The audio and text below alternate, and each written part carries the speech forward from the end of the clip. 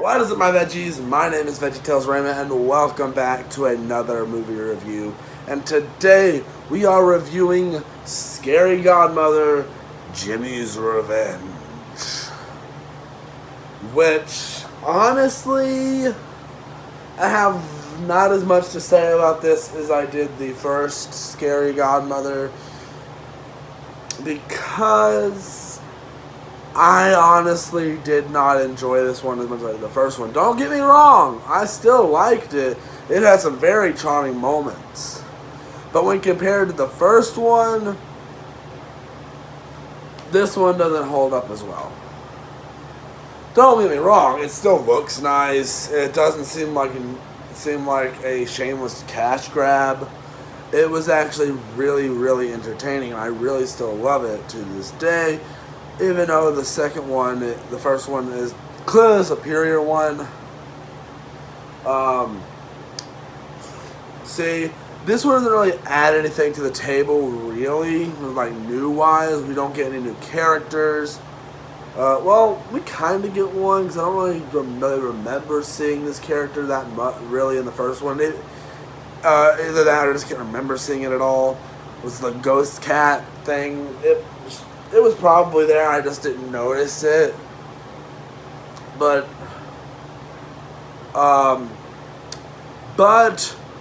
with this one, we do get to see a lot more of the kids from the first one. Besides Hannah, we get to see the big kids more.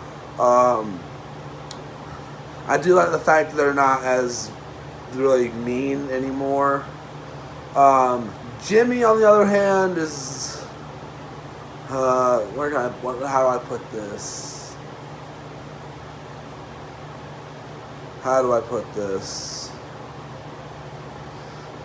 The whole point of this one is Jimmy trying to ruin Halloween, which kind of gives a How the Grinch Stole Christmas vibe, but different, I would say. Progressively throughout, he turns more into looking like a devil, which is, I guess, is interesting, but it's also very unsettling to look at. And I don't mean unsettling in a good way. Well, I guess it can be in a good way, but it can also be in a bad way, because one, it's very weird and ugly to look at when he's like that. But it's also, I guess it fits, because that's what they're going for. One thing that really sets us apart from the other one, it's actually Harry telling the story of how this happened. So I feel like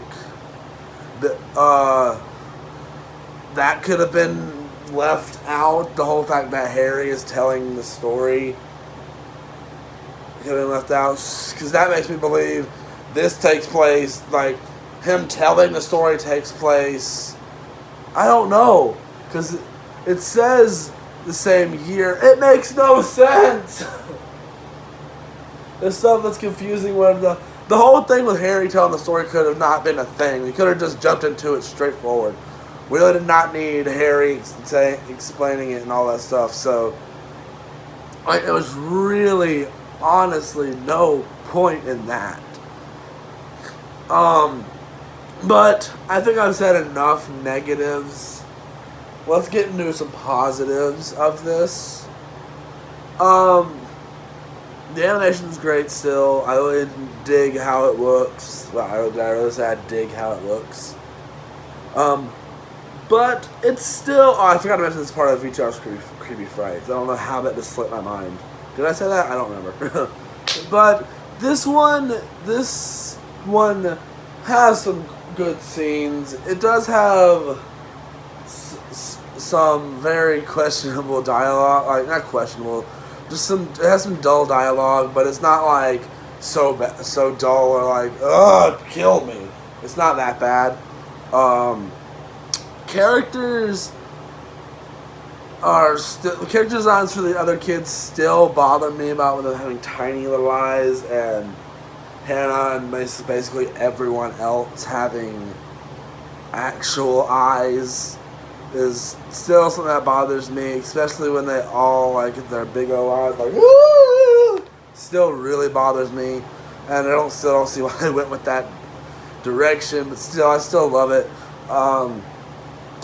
It does have a satisfying conclusion, but having I don't know why it bothered me so much, but having the other kids meet up with the characters on the Fright side and interact with them, I wasn't a big. It bothered me a little bit. I don't know why. Looking back at it, it's not a big deal. I do really enjoy the dance sequence in this one, with all that. I really enjoyed that in this one. Like, it was really, really entertaining how it went in this one. The party isn't as centered in this one as it is in the first one. Like, the party is like the last little bit of the movie. Which is not a big deal. I feel like this technically is much shorter than an hour, so I don't know if you would consider it a movie, but I'm counting it as one anyway. But there's just something odd about this movie. Like, not odd, like, there's just some things that could have been done differently. I still dig the animation. I still really like how it was executed. The ending is satisfying. One thing I really do like is how when Halloween just keeps getting ruined in the human world, or the light side, I guess you could say. I don't know what to call the human world in this. On the Fright side, it keeps on getting like their world keeps disappearing and falling apart every time something goes wrong over here, which gets me confused. Like, why is their worlds based on survival, like based around this part, these kids in Halloween, or this town in Halloween? Halloween is celebrated basically all over, I think, in most parts of the world. I could be wrong on that. I probably am wrong. I don't know if I'm wrong or right on that, but it's celebrated by a lot more people than just one town. I know that. I guess maybe, what was that?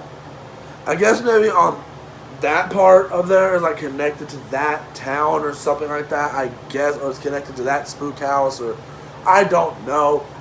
It's super confusing, but it is interesting nonetheless. I really do enjoy the direction this went. It could have been better. There could have been things done better, but it's not bad. I will give it a solid. I'm gonna give it a 3.5. But it's a high 3.5. So it's still good. I'm gonna give it a high 3.5. So guys, I hope you guys enjoyed this video. If you did, please tap the like button down below. Subscribe, leave me a comment, and link to all my social medias look down the description below. And do not forget the notification buttons to notify when I upload videos. And I'll see you guys in the next one. Bye! Wait. Oh, I know. And don't forget to hit the notification button to notify when I upload these sweet, sweet videos. And I'll see you guys in the next one. I feel like I said that twice. I don't know. But bye!